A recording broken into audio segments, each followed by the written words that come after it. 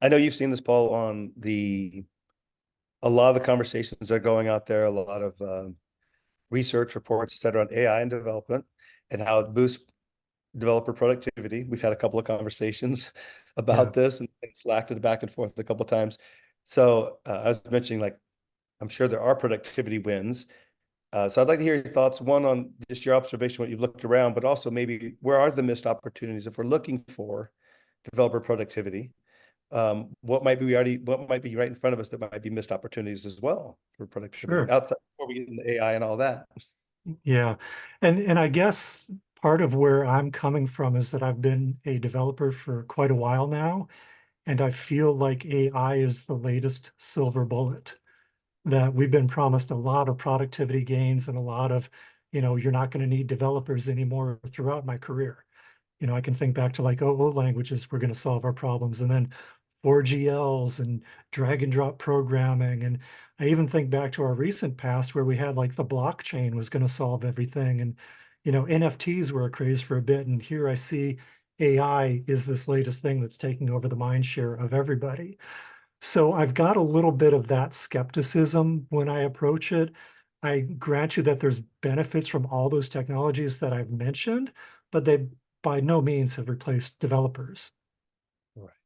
Right. So I think that when I look at it, the the idea of developer productivity from my own experience as a developer would be things, and I still hear these come up and working with the companies where we're coaching and training today, which is, oh, too bad we wrote all that code and threw it away. Too bad we both groups wrote that same piece of code to cover that functionality. So some of this I know goes back to just um, good collaboration, right? Which Mhm. I know is taught in the CSD. My experience when I was a developer, but what I still see today is a lot of developers are still working in isolation. Yeah. How productive is that, right?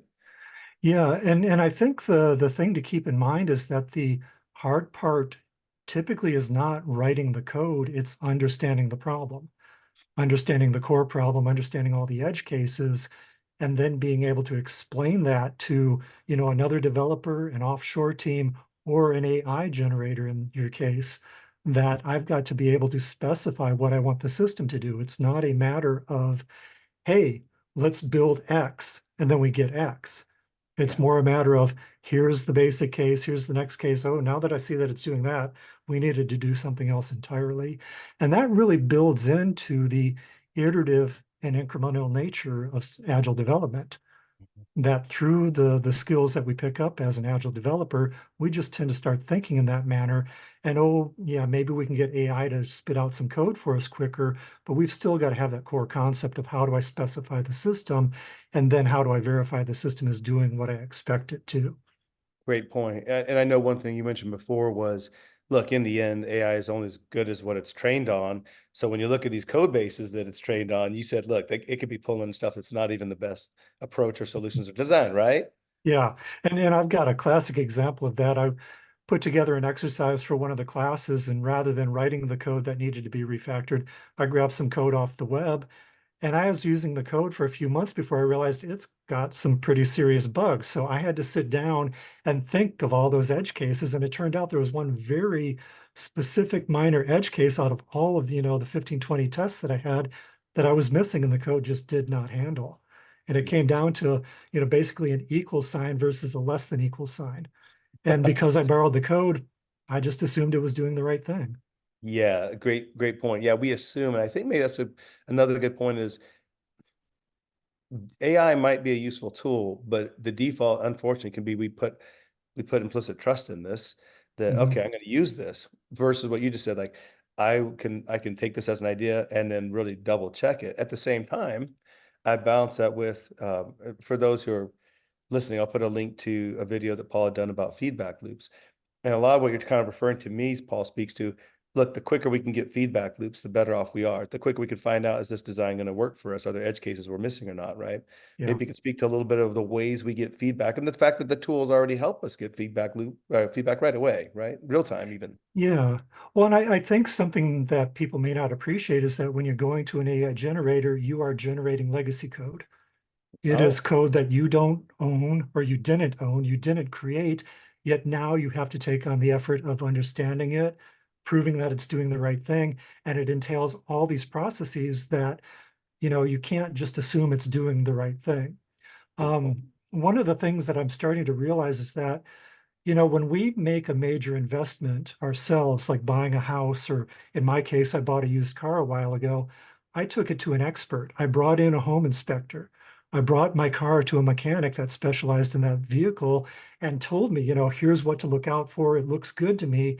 I think we as developers are going to have to start taking on some of that role, that we're going to have to start inspecting this code and then offering the assurances to the owners of the code that, hey, we give it a thumbs up, or, it's got some dry rot and we need to do something about it. Fair point. Now, this might be a bit of a hot take, but I had heard this from a CTO once who said, like, Scott, I hear you on how we should be working as development teams, et cetera. But, I'm looking out the floor here of my 150 developers, and only X% are really at that level. Just your honest take, Paul, the level of proficiency out there that someone could take a look at a piece of code and give the kind of thought work that you're talking about doing. What do you think the percentage out there that have that level of maturity versus like, oh, I know how to sling code in Angular? Like that's Uh, well, thinking back to my schooling, at least, there wasn't much time spent on reviewing code. It was on generating algorithms or generating solutions, and it wasn't inheriting a body of code, which is something that you do when you join a company, when you join a team. And it's kind of up to them to have the mechanisms in place to say, here, we're going to guide you into this versus throwing you into something and giving you some bugs to fix, which is typically what happens in a lot of organizations. yeah. For sure. The other thing I was thinking of for feedback loops, which is also be real time, is this idea of pairing, right? So if we're trying to get the Yeah. right solution or mobbing, right? You're getting feedback from other people who have their experience. And so now you would have a collective body of knowledge, like it's much greater than just me working solo, no matter how many years of experience I might have. If that's something that someone hasn't tried, the things that might give them in the same way of like figuring out quickly what works, what doesn't work, edge cases, et cetera. Yeah, and Woody Zool has started calling that mobbing thing software teaming. And Okay. he's taking on the notion of like a surgical team or a team in a flight cockpit, that it's not just one person at the control, it's a shared understanding of what needs to happen there. And I think what we're going to see more of is that it's not just a developer, that it's Mm, going to be a teaming of the developer and the product person, or a developer and a tester, to get different viewpoints on what's going on. The developer can translate the code, from its native language to English, but we're going to have a shared understanding of what the problem is that we're trying to solve.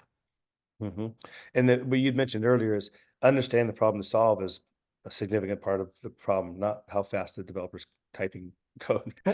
Yeah, absolutely. I mean, the whole reason most companies are in business is because they're trying to solve a problem, not because they're trying to write code. Code just happens to be the expression of that mechanism.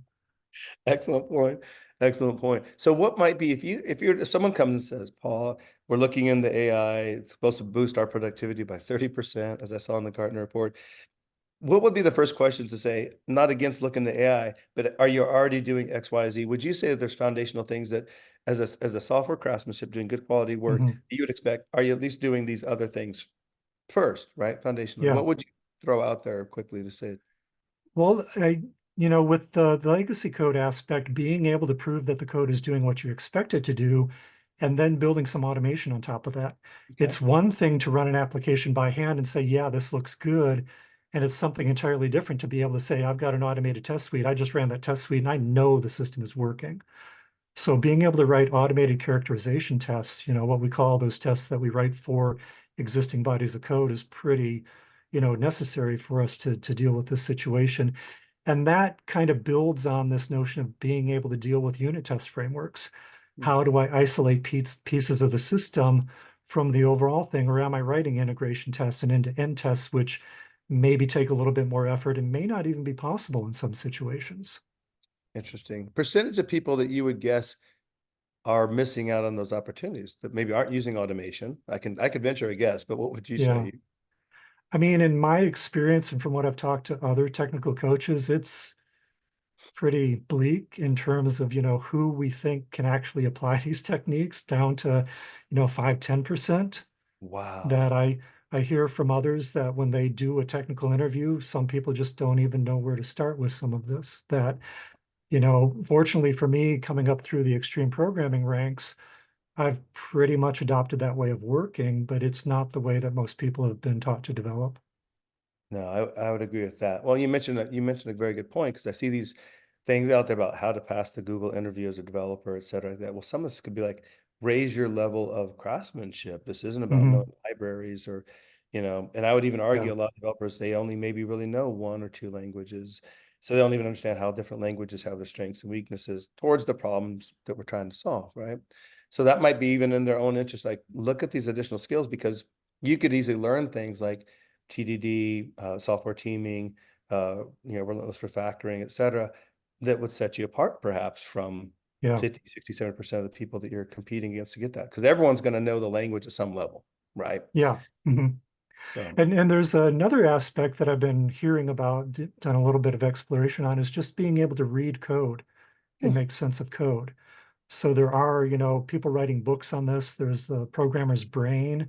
There's a book called Code Reading, where it really is just a practice of getting together and looking at code and deciding what is it going to do? Can I prove that it's doing it? And are there cases that the code may be missing? So I think interesting. those are going to become really vital skills when we're dealing with code that, we didn't generate.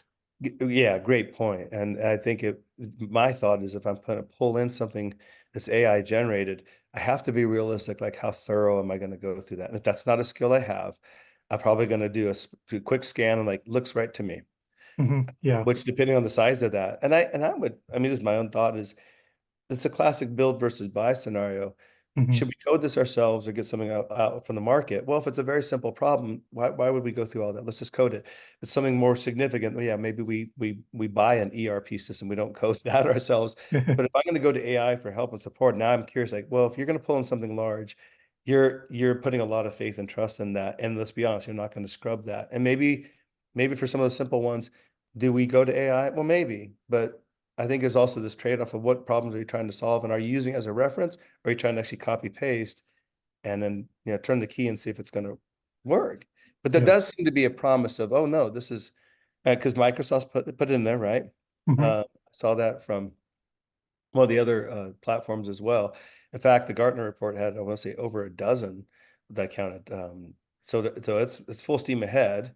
And as a side note, if I'm in that technology space as a platform provider for an IDE or some other coding tool, right now I can't not have AI because it's a check the box feature. So I got to Yeah. have it. Is it really applicable and helpful? That's probably not a conversation I can really engage in. Hmm. Honestly, like we have to say, like, no, we have that too, and it's going to help you just as much as the other one says it helps. So I think there's pressure from vendors of a promise that now goes through manager who's paying these license fees and say, make sure you use that. Every company I've talked to is doing something with AI. Some of it's valid, some of it's who knows. But I think to your point, we can end up giving into that pressure and putting too much on, like, are we using AI? I think it stands to warrant, like, well, do you even need to use AI for this particular solution that you're looking for? Maybe not. Sure. Yeah. And I think something that people that don't get into code so much don't appreciate is that there's not one right answer. Hmm. That when I'm coding up a solution, there's easily, half dozen different ways that are all equally valid. And I may have my preferences for the way that I think about a problem, but the AI may not be thinking that way. And it's going to take a cognitive load for me to understand that solution, to reason about it. Is it coming down to even like the naming standards? Is it using, explanatory variables, or is everything like I1, I2? There's going to be those kind of conflicts coming up. And how do we start specifying what's valuable to us as humans Hmm. versus something the computer can execute and, generate an answer off of? Great point. And I'll go back to what you said earlier. If we were honestly say that most of the developers out there in terms of craftsmanship ability, like knowing all the tools at their disposal and how to use, not everything's a hammer and nail, and looking at that, Mhm. if it really is a small percentage of it, well then yes, to your point, extrapolate then that to say the code bases that AI is trained in, probably not going to be the best. And you're going to see things like I, counter, or even funny Yeah, there yeah. and it's not and then maybe and that's the obvious things solving the problem with the correct pattern, et cetera, is going to be less obvious to the novice eye who doesn't understand that level. They just solve problems, and they wouldn't see that, and I think then we end up maybe inviting more problems downstream than we realize. But we got a quick solution, right? Hey, look, it saved me Yeah, time, and I pasted this in here, but now, yeah, there's a ripple effect. Yeah. And if we don't have the automation and testing and it's not bracketed with unit tests, then the debugging, the exposure of bugs and problems, vulnerabilities, et cetera.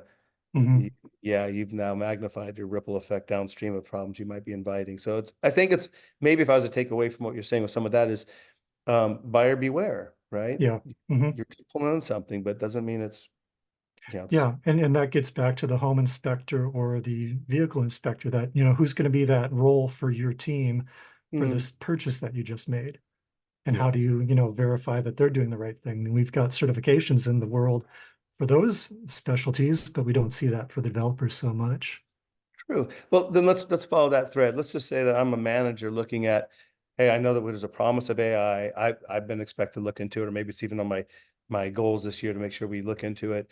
What would be if I was to go to say, okay, Paul, I do need to look into this. It behooves me to take a look. What can I do to make sure my developers do bring a certain rigor and discipline and how they use AI? Mhm. What kind of practices are we talking about? You've mentioned a few. What might be next steps for them to say, I'm not against AI, but you should apply it this way. Yeah. Here's tools you should have already in the way that you use AI. What would you say are next steps that they could move forward, try to raise that level of craftsmanship? Mhm. Well, I think I'm starting to see what I was hoping the promise of AI would be is that as a technical person, I can specify the behavior that I expect of the system. I can do that as an automated test, and then I can have AI generate something that passes that test. Okay. So this whole ability to express your desires of the system in an automated manner and do it in an incremental manner, rather than writing a suite of tests, which I guess you could try to do. But as we've learned through all the incremental development, when I start building the solution, I may not go forward. I may go off here. Mm-hmm. So the challenge of writing all those tests first is that you may write, half the tests that you don't use. So True. I think that ability to take your problem, break it down, tackle the interesting parts, not necessarily doing like, input validation, but maybe focusing on the core calculation and figuring out how to build on that solution and using AI as an assistant to get you to an answer that's executable is where I would focus on your effort and not so much on the, generate some code for me and I'm going to cross my fingers and hope it's doing the right thing. I will confess I've done my share of going out on the web and copying, looking at solutions to problems and looking at people's code and copy and paste like, well, just run, let's try it out. And same thing you said, I would see three different, very different solution approaches, Hmm. which is significant. And then for those who are listening, I would add that AI on the workflow management, like if whether you're using Azure DevOps or Jira, there are definitely, I think, helpful tools that it can generate user stories based on, let's say you have a requirements document. It can auto-generate the tickets within Jira so we can track the work, hopefully in small chunks, like you're saying, Paul. Hmm. Um, as a starting point, you still want to scrub those requirements clearly, but 80/20 rule, like if it gets most of it right, great, I can scan that.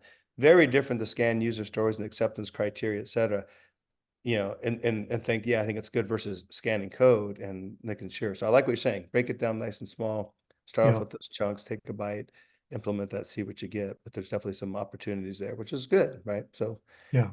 yeah, I think And it'll be. then, yeah, another thing that I think we're going to have to do better at is involving the end users in the building of this solution. Hmm, We've worked on systems for, back in the old days, years at a time, or in current state, months at a time, where we build something and then we show it to the people. And how many times have you seen that's not exactly what I wanted? absolutely. Yeah. So that, Too many regardless of times. how quickly AI generates the solution, until we get validation of that actual being the right thing, we're going to be wasting effort.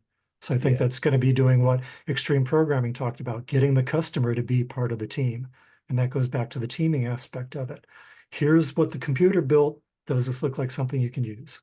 Yeah, and it's better to find out on day 2 or 3 of the Yeah. sprint than month 6. This Uh-huh. is Yeah. not fun.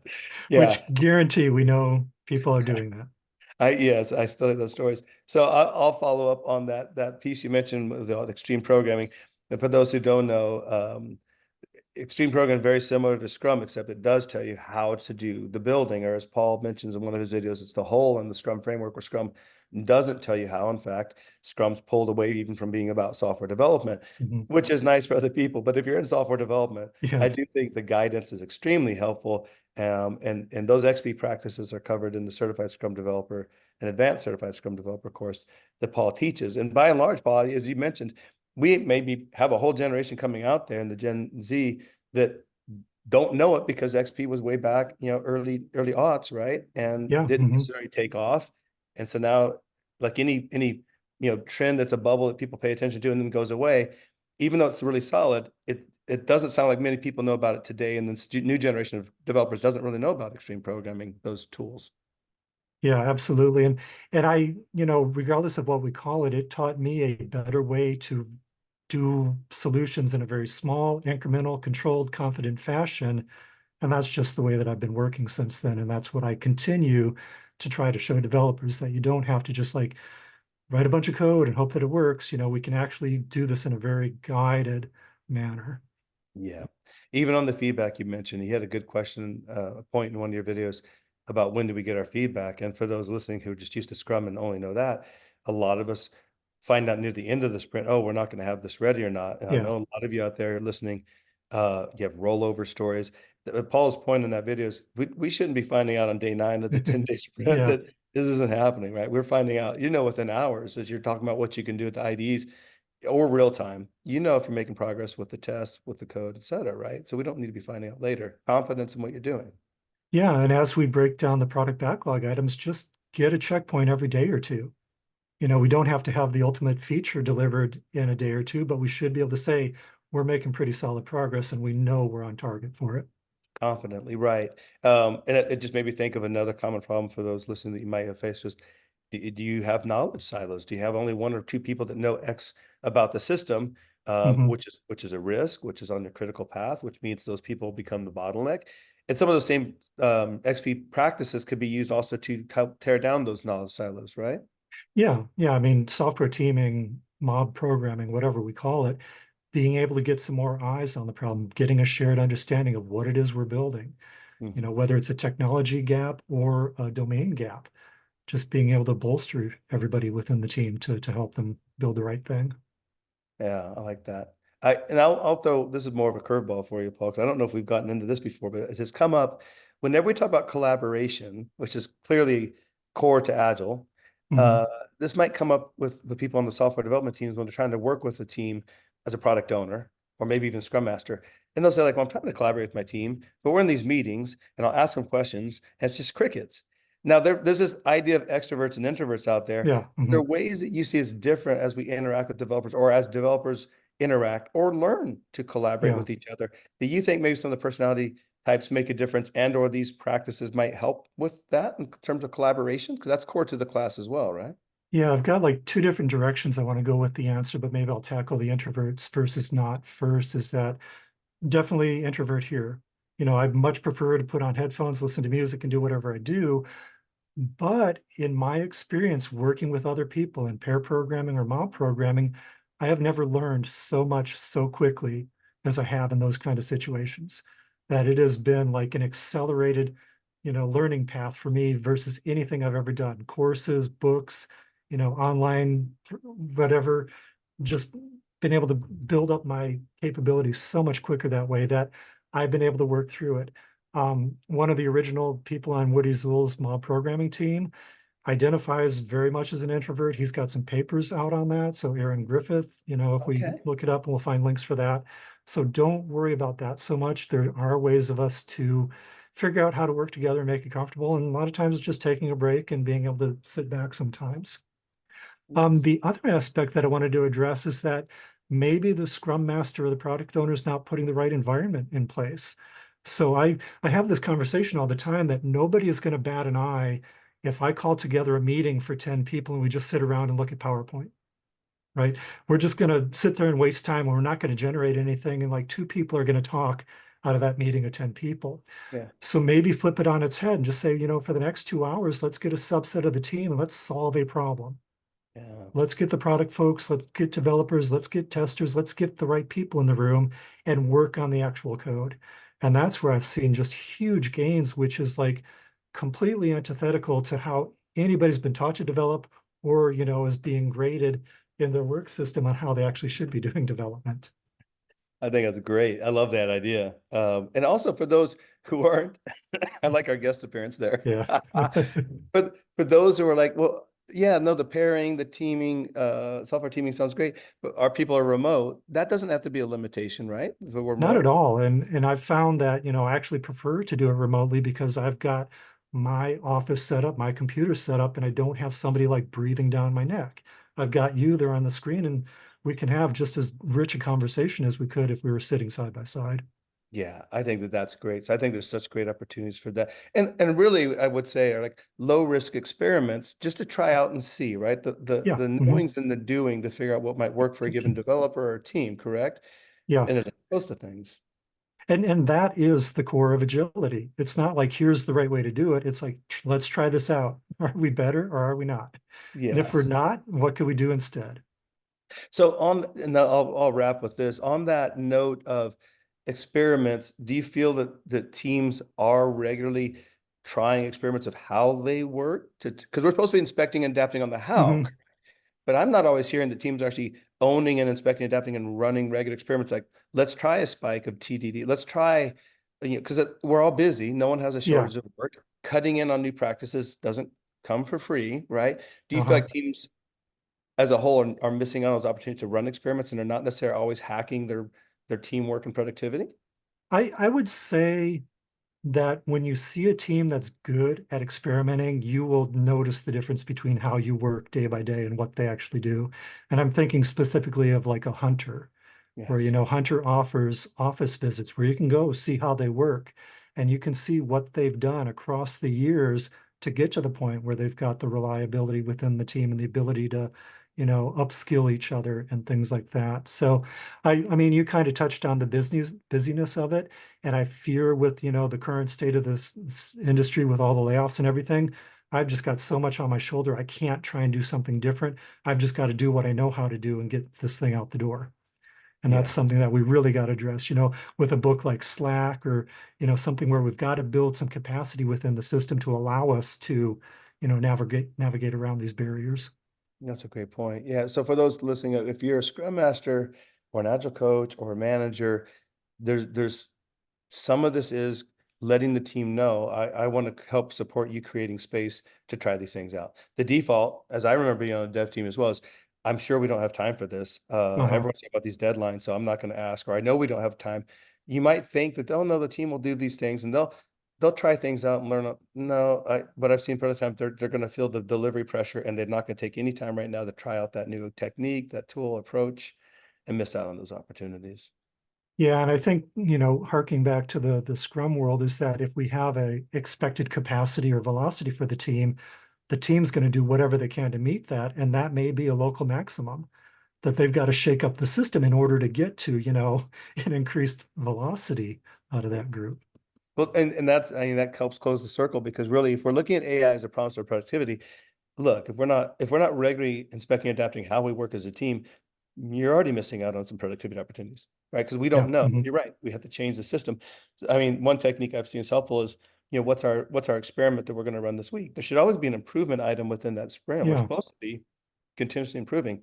If we did away with all the upfront planning and all that, well, the only guarantee of making sure we get there and get better every time is, and I'd like to give the team visibility, say like, no, I give you space and time, and give us a readout at the end of the sprint. What did you try out and how it went? But every time we've done, and I mean this, every time we've done an experiment around, um, software teaming or test-driven development or refactoring, whatever those different techniques are, they've always yielded benefits. They've never come back Yeah. void. It's like, no, that didn't bear any fruit at all. No, it helps. Sometimes immediately, sometimes downstream, some they continue to apply, but it's never come back as not helpful. Yeah. So I'm glad you mentioned that.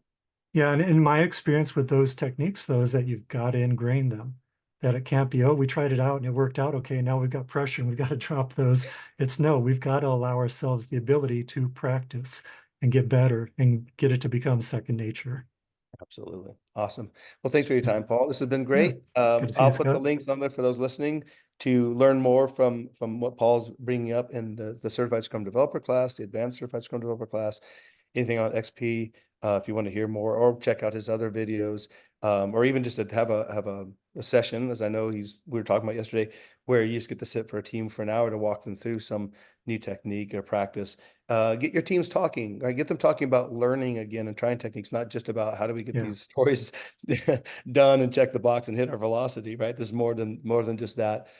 For those listening that are more on the leadership side, part of that is be the tip of the spear on the learning, putting new ideas. You don't have to be the expert, but you can point them to an expert like Paul, and watch the magic take off as the team start to get these new ideas and fold them in. So again, thanks, Paul. Appreciate that. All right, Talk to cool. you. Yeah, All thanks, right, I'm Scott. gonna stop.